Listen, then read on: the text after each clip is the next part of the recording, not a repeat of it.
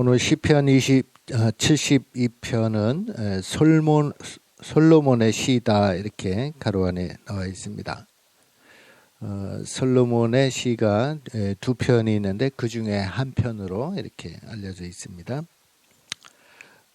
근데 맨 끝에 보면 20절에 보면 이새의 아들 다윗의 기도가 끝나니라 이렇게 해서 이 솔로몬이 지은 시가 아니라 다윗 왕이 지은 시가 아닌가 이렇게 생각하는 사람들이 많이 있습니다.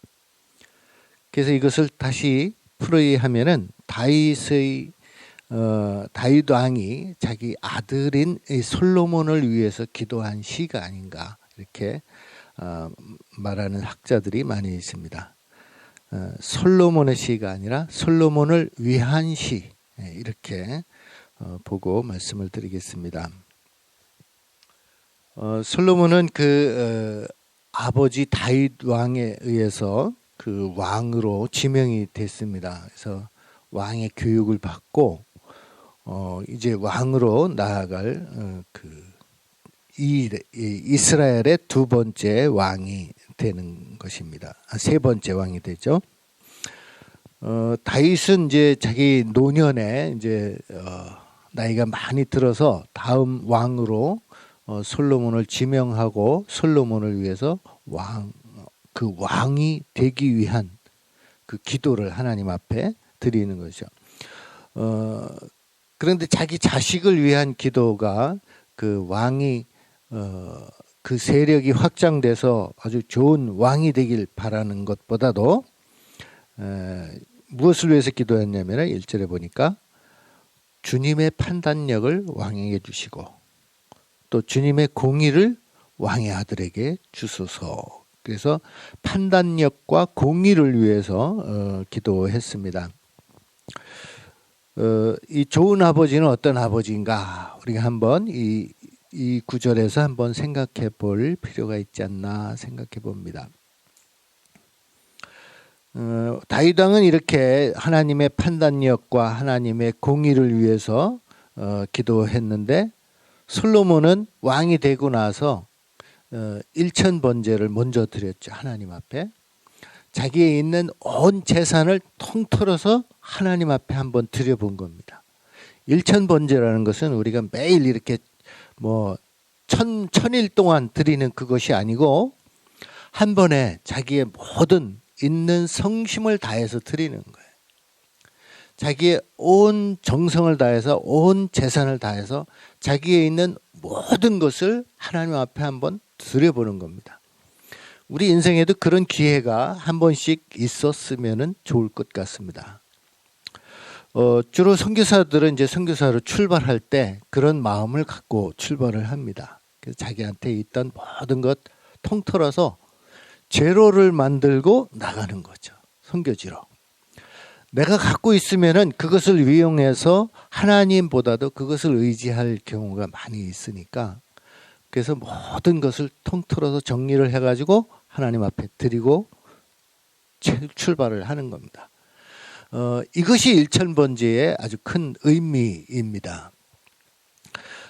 그래서 새로 시작하는 마음이죠. 자기한테는 아무것도 없고 오직 하나님만 있습니다. 나는 이제부터 하나님과 함께 출발한다. 이런 의미를 갖고 있는 겁니다. 그래서 일천번제가 중요한 거예요. 우리의 인생을 하나님 앞에 전적으로 의뢰하는 그 제사가 되는 것이죠. 그 재물이 크고 작고 간에 나한테 있는 천이라는 의미가 있지 않습니까? 그 큰 재산이지만 나에게는 감당할 수 없는 그런 큰 재산이지만 한번 주님 앞에 드려보는 것이죠. 이렇게 솔로몬이 인천번제를 드리니까 얼마만한 재산인지 알 수가 없어요. 소를 1,000마리를 드렸다고 생각해 보십시오. 아니면은 양, 제일 작은 비둘기, 이렇게 1,000마리를 드렸다고 생각을 해 보십시오. 그 어마어마한 그 재산일 것입니다. 그 재산을 다 드리고 아무리 왕이지만 그 많은 재산이 그 재산 드린다는 것은 그건 쉬운 결정은 아니라고 생각합니다. 그렇게 드리고 났더니 하나님이 밤에 꿈에 나타나셔가지고 내가 원하는 것이 무엇이냐 이렇게 질문을 합니다. 내가 이제 상을 주겠다. 내가 그 재물을 받았다. 너의 정성을 받았다. 너의 전부를 받았다. 이 의미입니다. 너 전부를 받았는데 이제 받았으니까 이제는 내가 할 일은 뭐냐? 내가 하나님으로서 너에게 해줄 것이 있으면 한번 요청을 해봐라. 그랬더니 솔로몬이 요구한 것이 지혜죠. 지혜. 이것을 다른 말로 하면 역대 그 왕월한기상 3장 9절에 보면은 재판을 잘 하기 위한 듣는 마음이라고 그랬어요. 듣는 마음이 지혜라는 얘기입니다. 여러분, 우리가 지혜를 구할 때 어떤 지혜를 구합니까? 세상을 잘 이겨내고 극복하고 공부 잘하고 이런 것이 지혜가 아니고 잘 듣는 마음. 이웃을 위해서 듣는 마음. 세상을 향해서 듣는 마음. 이것이 지혜라는 얘기입니다. 이 백성들이 너무 많아서 자기가 다스려야 할 백성들이 너무 많기 때문에 그 백성들을 어떻게 하면 공의롭게, 어떻게 하면 사람들이 모두 인정하는 그런 재판을 할 수 있을까 이렇게 고민하다가 이제 듣는 마음을 하나님 앞에 구한 것이죠. 그래서 하나님의 응답은 그 지혜뿐만 아니라 모든 부와 명예를 얹어서 더 이렇게 은혜로 베풀어 주신 것을 봅니다. 그래서 우리가 구할 것은 하나님의 판단력, 하나님의 지혜, 하나님으로부터 내가 들을 수 있는 그 마음이 우리에게 있으면은 그것이 최고의 기도 제목이 아닌가 생각을 합니다. 하나님의 판단력, 하나님의 의. 이것을 내가 구하기도 하고 내 자식에게도 물려줄 수 있는 그런 기도가 되면 좋겠다는 얘기입니다. 아버지 다윗이 그렇게 기도했더니 솔로몬도 역시나 하나님의 판단력을 기도한 것을 우리는 성경을 통해서 깨닫게 됩니다. 그러므로 좋은 아버지의 기도는, 자식을 위한 기도는 자식이 뭐 부자가 되고 돈을 잘 벌고 공부를 잘하고 훌륭한 사람이 되고 이런 것이 아니라 하나님의 마음을 갖도록, 하나님의 판단력과 하나님의 의, 지혜를 갖도록 기도해야 하는 것이죠. 하나님의 판단력과 하나님의 의는 어떤 것일까요?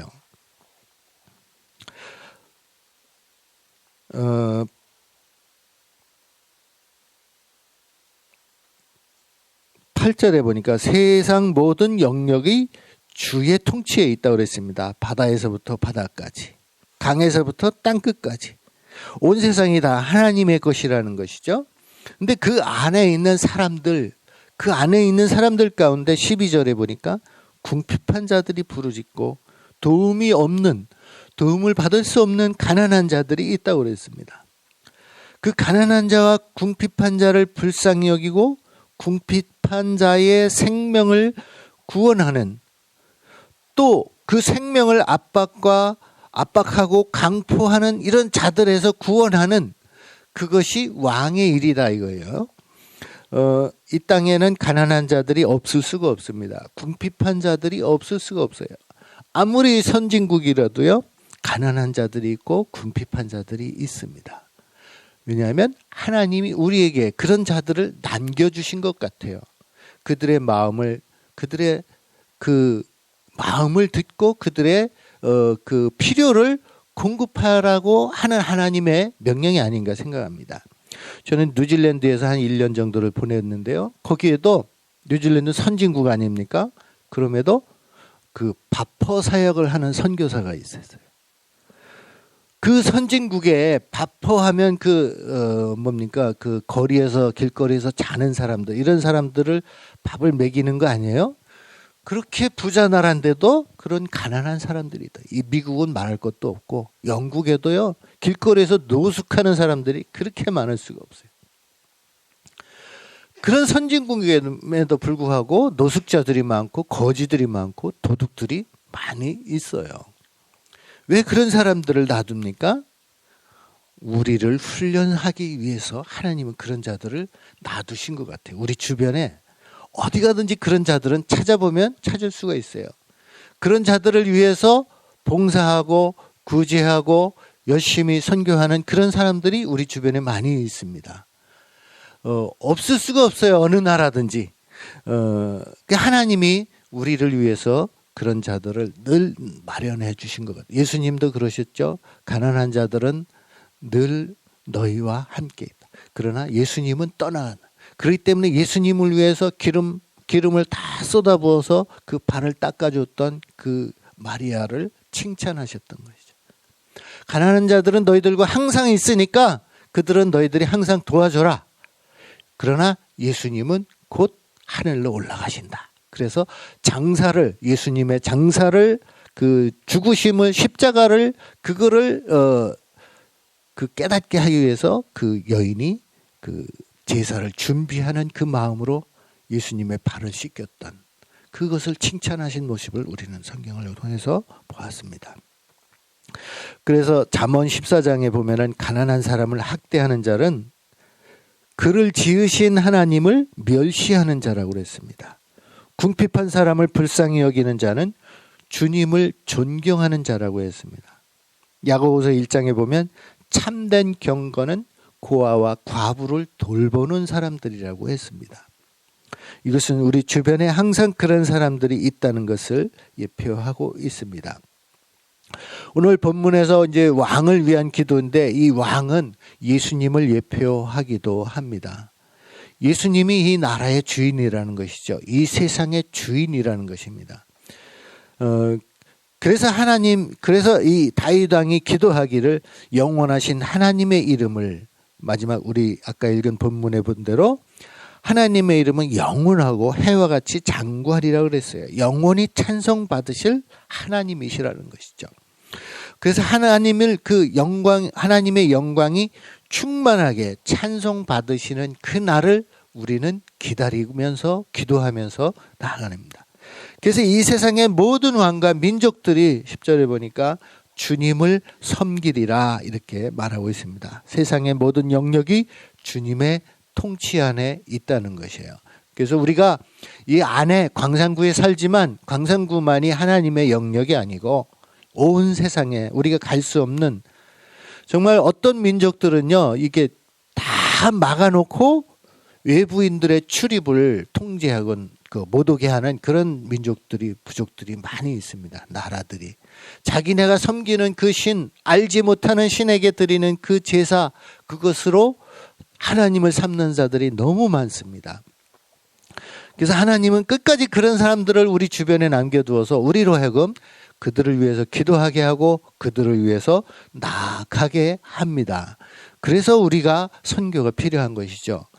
우리 광산교회는 특별히 다음 세대를 중요하게 여깁니다. 다음 세대 정말로 중요합니다. 이 광산교회와 또 우리 한국교회의 미래가 달려있는 문제 아닙니까? 미래, 다음 세대 정말 중요합니다. 그런데 하나님은 한 가지만 집중하도록 그렇게 우리를 훈련하지 않으셨어요. 함께 예루살렘과 사마리아와 땅끝까지 이르러, 온 유대와 땅끝까지 이르러 증인이 되라는 말씀은 동시적인 명령이에요. 우리에게 함께 하라는 거예요. 여기만 하라는 게 아니라 땅끝도 하고, 여기만 하라는 게 아니라 우리가 미워하는 사람들, 우리가 갈 수 없는 곳, 그것을 향해서도 우리의 마음이, 우리의 선교가 이루어져야 된다는 말입니다. 그래서 우리가 다음 세대와 함께 중점 둬야 할 세계 선교, 우리가 잊지 말아야 할 것입니다. 이 땅에 정말 선교사가 하나도 없는 그런 나라가 많아요. 제가 있던 그 몬테네그로도 지금 선교사가 아무도 없잖아요. 제가 나와 버렸으니까. 그리고 그 옆에 있는 보스니아라는 나라, 우리가 잘 알죠. 사라예보의 전설이 있죠. 1차 대전이 시작된 나라, 그 나라가 보스니아예요. 또 우리나라 양영자 탁구 선수, 지금은 선교사이지만 양영자 선교사가 탁구 대회에서 세계 1등을 먹었던 그 사라예보 땅, 그 땅에 선교사가 한 명도 없어요. 외국 선교사도 거의 없습니다. 두세 명밖에 없습니다. 그런 선교사가 없는 지역이 이 땅에는 아프리카에도 그렇고 중동에도 그렇고 너무 많이 있습니다. 그 땅을 위해서 우리가 기도해야 할 것입니다. 우리가 가지 못한다면 우리 마음이라도 그쪽으로 좀 쏟아놓고 기도해야겠어요. 그쪽에 선교사를 보내주십시오. 아니면 어느 지역에는 네팔 같은 경우에는요, 선교사가 들어간 지 얼마 안 됐어요. 한 5, 60년밖에 안 됐습니다. 우리나라는 한 130년 됐잖아요. 근데 그 땅에도 처음에 들어가기 전에 그 주변 인도에서 그 땅을 들어가기 위해 선교사들이 얼마나 노력을 했는지 몰라요. 세계 모든 교회들이 그 땅을 위해서 기도했어요. 선교사가 들어갈 수 있게 해주십시오. 그 왕이, 그 다스리고 있는 왕이 정말 마음이 변해서 선교사를 받아들일 수 있도록 일단 선교사가 들어가야 복음을 전할 수 있으니까 그렇게 기도했습니다. 세계 교회의 기도 제목을 올리고 많은 교회가 기도했어요. 그래서 결국은 왕이 쫓겨다니면서 허락을 해서 이제 선교사가 들어가서 복음이 전했는데, 지금은 그 네팔 땅에 한 2,500만 명 되는데 그 중에 한 200만 명 정도, 한 10% 가까이 이렇게 예수님을 믿게 됐어요. 그것은 선교사들의 공도 있지만 그 뒤에서 기도하는 기도 부대가 정말 정성을 다해서 기도했기 때문에 그 일이 이루어졌다고 봅니다. 선교사들은 현장에서 발로 뜁니다. 그래서 뭐 기도할 시간이 없어서 그런가 선교사들의 기도는 잘 응답이 안 되는 것 같기도 해요. 선교사들은 그냥 뛰어다니면서 선교하고 전도하고 그런 일을 하는 겁니다. 근데 뒤에서 기도하는 이 미사일 부대, 예, 그래서 이 고국에서 기도하는 이 기도가 정말 잘 들어지는 것 같아요. 제 경우를 봤을 때 그렇다는 얘기입니다. 저는 기도를 잘 못했는데 어느 날 이루어진 것을 보면은, 기도 편지를 쓰다 보면은 한국에서 다시 답장이 와요. 그러면은 그분들이 우리가 선교사님을 위해 그 땅을 위해서 기도했습니다 하고, 위험할 때를 위해서 기도했습니다 하고 그 기도 응답에 그 편지를, 답장을 보내오는 것을 많이 경험을 했습니다. 위험한 지경에 처했을 때 네팔에 이제 반군이 있었습니다. 반군이 쳐들어와 가지고 저희 이제 사업 그 프로젝트가 공격을 받았는데 한 3, 40명이 쳐들어와서 저희가 공격을 받았어요. 근데 다행히 제가 그 자리에 없었기 때문에 저는 이제 그 위험을 모면을 했는데, 나중에 위험한 이런 일을 당했다고 이제 편지를 보냈더니 우리 선교부에서 답장이 왔어요. 바로 그날 제가 당했던 그날 그 선교부에서 선교 모임을 했대요. 매주 선교 모임을 하는데 금요일 저녁에 한 3, 40명이 모여서 기도했다는 거예요. 내 기도 차례가 아닌데 왠지 모르게 네팔을 위해서 기도하고 싶어서 그 지도자가 이렇게 지역을 바꿔서 기도를 했다는 것이에요. 3, 40명이 열심히 기도했다고 그 답장이 왔어요. 무슨 일인가 몰랐는데 제 편지를 보고서 하나님이 그래서 기도하게 하셨구나, 이것을 아는 거예요. 하나님이 그냥 하실 수도 있지만은 우리에게 기도하게 하셔서 그 응답을 우리로 보게 하신다는 거예요. 왜냐하면 하나님의 나라를 위해서 우리가 필요하기 때문에 그래요. 하나님 혼자 계신다면은 하나님의 나라가 아니죠. 그냥 하나님일 뿐이죠. 근데 백성들인 우리가 있기 때문에 하나님도 행복해 하시고 하나님도 그 충만한 영광을 받으시는 거예요. 하나님 혼자 계시는 게 아니고 우리가 필요한 거예요. 그래서 우리에게 기도하면 응답해 주시는 그 은혜를 베푸시는 거죠. 하나님이 은혜를 베푸시고 싶은데 기도하는 사람이 없다. 그러면은 어떻게 하시겠어요? 다른 곳으로 옮기겠죠. 기도하는 사람들 편으로 옮겨 가실 겁니다. 우리로 하여금 기도의 참 맛을 알게 하시는 그 하나님을 체험하고 싶다면 우리가 발로 뛸 수 없는 곳을 우리의 기도로 뛰어갈 수 있다면 정말 하나님이 기뻐하시리라고 생각합니다. 그래서 다음 세대를 위해서, 제자 훈련을 위해서 우리 또 기도할 뿐만 아니라 세계를 위해서, 세계 선교를 위해서 우리가 알고 있는 선교사들 다 이름 불러가면서 한번 기도하셨으면 좋겠어요. 기도할 때마다 세계 260개 정도의 나라가 있습니다. 그 나라 우리가 다 기억할 수 없지만 내가 알고 있는 나라만이라도, 내가 기억하고 있는 선교사만이라도 위해서 기도하신다면 정말 하나님이 기뻐하시는 하나님의 나라가 이루어져 가지 않겠습니까? 그래서 온 땅에 복음이 충만하게, 온 세상 사람들이 다 예수 믿을 수는 없지만은 그 가운데 하나님의 복음을 못 들은 사람이 하나도 없도록 듣고 믿고 안 믿고는 그들의 몫이지만 우리의 몫은 그들을 위해서 기도하는 것이라고 생각합니다. 그래서 하나님의 영광이 온 땅에 가득하고 바다에서 바다까지, 산에서 땅까지, 땅끝까지 어디든지 하나님의 영광이 드러나고 우리를 통해서 하나님이 역사하시도록, 우리의 기도를 통해서 하나님이 역사하실 수 있도록 우리의 기도가 하나님 앞에 상달될 수 있기를 기도하는 것입니다. 영원하신 하나님의 이름, 영원히 찬송받으실 그 하나님, 그 하나님이 오늘도 우리와 함께 하셔서 우리의 기도에 함께 하신다는, 응답하신다는 그 사실에 우리가 기뻐하며 오늘 하루도 승리하는 그런 귀한 하루 되기를 기도합니다. 기도하겠습니다.